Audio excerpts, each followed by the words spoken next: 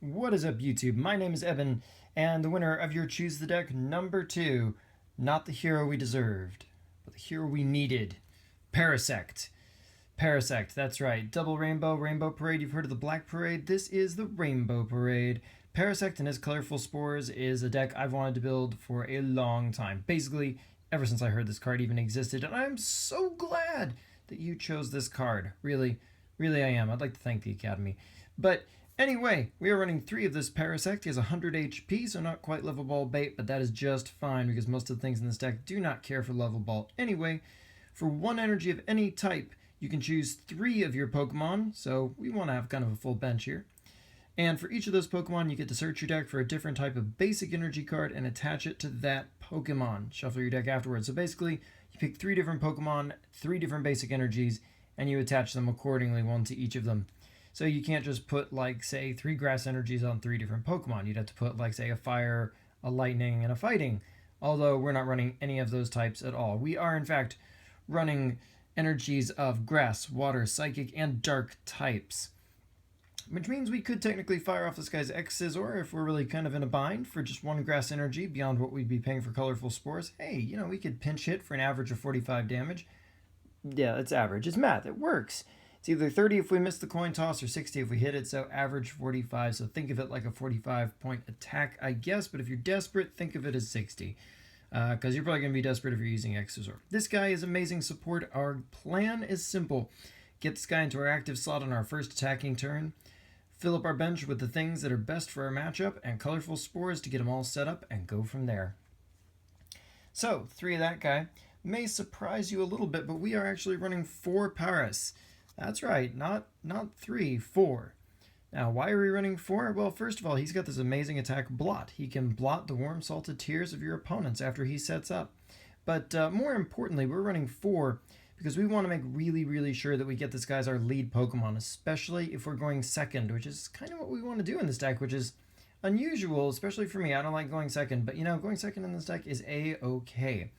Mainly because we can force the giant plants and any energy to go ahead and set our Parasect up and be good to go. So we want 4 Paras just to make sure we get it, but we really only want a Parasect on our first turn, so 3 is enough just to make sure we hit it. So how are we going to get that bench full? Well, I think the first thing that comes to mind, or should come to mind, is Hoopa EX. We can play this guy, use his Scoundrel Ring, and get 3 EXs right there and easily set our Parasect up to have plenty of things to go get. And of course, there are lots of utilitarian things we can get with Scoundrel Ring as well. And one of the first things we want to start powering up is Giratina EX, partially because he takes a grass and a psychic and 2 colorless to fire his Chaos Wheel, meaning we can bench 2 Giratina EXs and put a grass on one and a psychic on the other with Parasect, which is great, because that means no matter who becomes active next turn, we can easily set ourselves up. We could say energy switch from the one to the other, add our double colorless energy, boom, Chaos Wheel right there on our second attacking turn. Perfect. Of course, that's assuming Parasect goes down, but often he will. And if he doesn't, you know what? Then we just get to power everybody up again. So it's all good. There's no way to go wrong. This guy is a great lockdown control card. He's got tons of HP. His Chaos Wheel is surprisingly effective. And he loves this multicolored energy business. Following that, our other big hitter is going to be Yveltal EX. We're running 2 of them because he only needs 1 of his own energy type. He can Y-Cyclone to move energy around in all the best ways and power up other things. And Evil Ball basically 2-hit KOs almost anything. So you can't really go wrong with this guy, and you just get that 1 dark energy on there with Parasect and you're good to go. So he's excellent. He's good early, mid, and late game. He's really flexible. He's a good mon.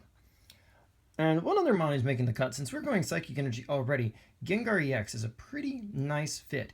He can be a nice first turn attacker if we need, and he can even pick off things on the bench if we need him to with his Night Attack. But more importantly, for a double colorless energy, which we are running in case you hadn't quite gotten that one, I mean, come on, we got Giratina and Yveltal EX. I mean, yeah, we're going to be running double colorless energy.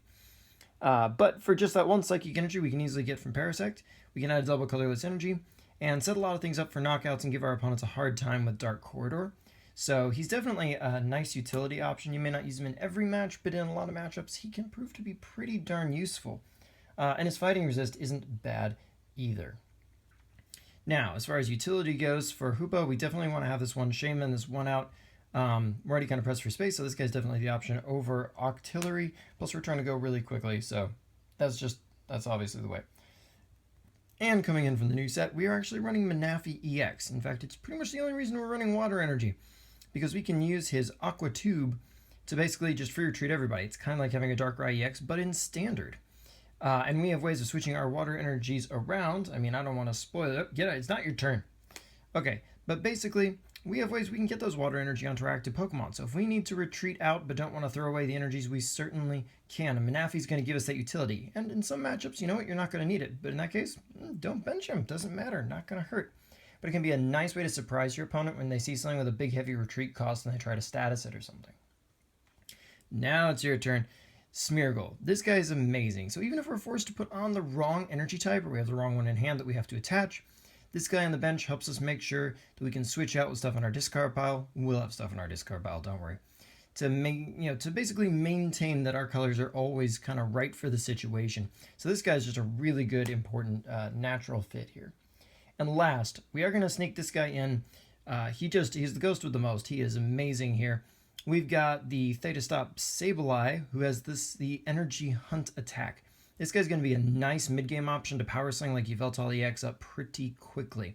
And he can also help Giratina as well, but Yveltal EX is going to love getting all these extra energies.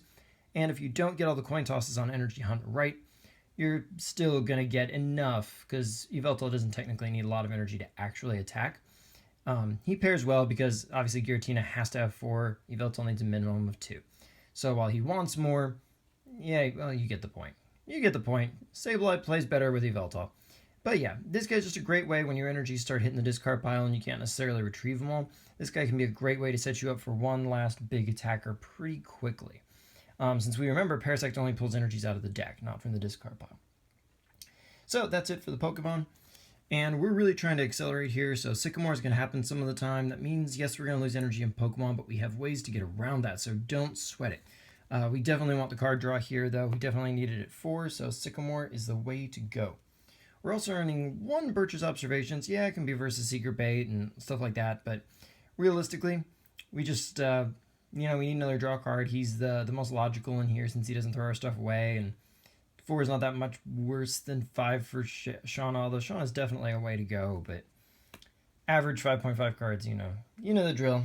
It's statistics. It's a little hard to swallow, but, it works. It works. Birch is fine.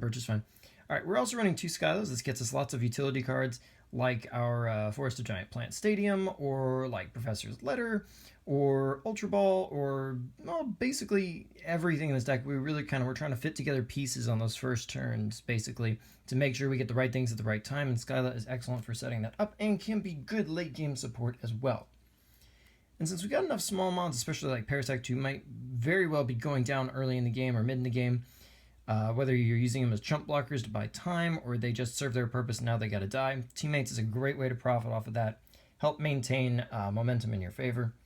We've also got Lysander here, pick up those knockouts, they can't run away, blah blah blah. We're also running 1 Giovanni Scheme. This does help us pick up some knockouts here and there with the boost, like for instance 1 Gengar hit and 1 Giratina hit is 160, 170 if you factor poison, but that's not going to knock everything out, not everything's vulnerable to poison. But the scheme's going to basically turn that 60 plus 100 into 60 plus 100 plus 20, which is 180, which knocks out pretty much any EX. So that's awesome. And he can also draw us cards, which is a nice flexibility there. So he makes the cut for that. And most of the rest of our cards are just so automatic, so easy to figure out. We got 4 Forest Giant Plants because we really just have to hit it on turn 1 to really make this deck happy. We've got 4 Versus Seeker because we really want to utilize our supporters well. We don't have a whole lot of them, so we want to hit them consistently, and that's what Versus Seeker is for. And that's why we're running 3 Battle Compressor as well. Send away the things we don't need, and if they're Pokemon you don't need the matchup, don't be afraid to throw them away as well, but you can also throw away extra copies of Compressor if you don't need them. Breathe. Alright, and we're also running 4 Ultra Balls because, once again, we're trying to fit together puzzle pieces early in the game, and we really want to make sure we hit the right things. We really want that Hoopa. We really want that Parasect. These get them. Running 4 maximizes the chances we'll get it. Don't be afraid to throw away maybe an energy or 2. Extra copies of Paras and Parasect are your easiest discards. Extra copies of your Stadium, extra copies of Sycamore. If you've already got more than one in your hand, these are easy discards. But you definitely want to make sure that you hit those cards on those first 2 turns and get your setup. If If you can set up with Parasect, that is 3 extra energies. Remember, that is like getting 3 free turns in a way. That's an amazing advantage. Speaking of getting cards we have to have, Town Map, it feels like it just really has to be here just so that our one-ofs, if they're in our prizes, are still something we can go access. And this is one of the few times you'll see me running 2 super rods, but it's just that necessary. If we have to discard a lot of energy, or we want that 1 of or 2 of EX back, like let's say you really need your guillotine in this matchup. Well, if one of them's in your prizes, and you had one that ended up getting discarded early on, you want to make sure you can super rod for it. But you may also want to super rod for more energies, and you may have to discard one of these to a sycamore. You get the idea. Super rod's pretty crucial. Play it wisely. All right, and we're running 1 Professor's Letter. This is a Skylar target, but we want to have the right energy for the occasion, of course, so that's an obvious utility. And we're also running 1 Energy Switch. This can energy accelerate us if we need it. It can also color fix for us, which is pretty important in the right situation. So the only other function for this is the Manafi EX function, where if we've already gotten our water energies onto the board with Smeargle, then we definitely want the ability to potentially, if we really need to, switch it onto our active Pokemon, since it will be on a benched Pokemon when it retreats, so that we can get our active out of the active slot if we need to. So this is a nice little kind of like a switch, but more in a way because of the Manafi tricks. All right, and the energy base is 2 grass energy. We're gonna actually leave these down here so we can kind of keep track of what's going on here. We've got 2 water energies. We've opted for 3 psychic energies. And finally, in terms of our basic energies anyway, we're running 2 dark energies. And this is just enough. Now, some of these get prized. That can be a little challenging, but that's part of the reason we've got multiples. You get 2 Yveltal EX, you have 2 dark energies. Each one of them only needs 1. And you're probably only going to have 1 in play at a time, so you really only need 1, so if 1 gets prized, it's not a huge deal. So prizing these energies shouldn't be too damaging for you. You should almost surely have at least 1 of each type in your deck, and that's kind of what we're counting on. And last but not least, we are, of course, running 4 double colorless energies, because Yveltal loves them, Giratina loves them. They're just logical, and in a pinch, even Parasect can use them. So there you go. That is your Parasect deck. It is amazingly fun. It runs all kinds of things. I've kind of fallen in love with this deck just a little bit. Try it out. See for yourself. Casual, competitive. I'm going to leave that up to your determination. And until next time, check me out on Twitter. Link is below. Like, comment, subscribe, and I will see you next time.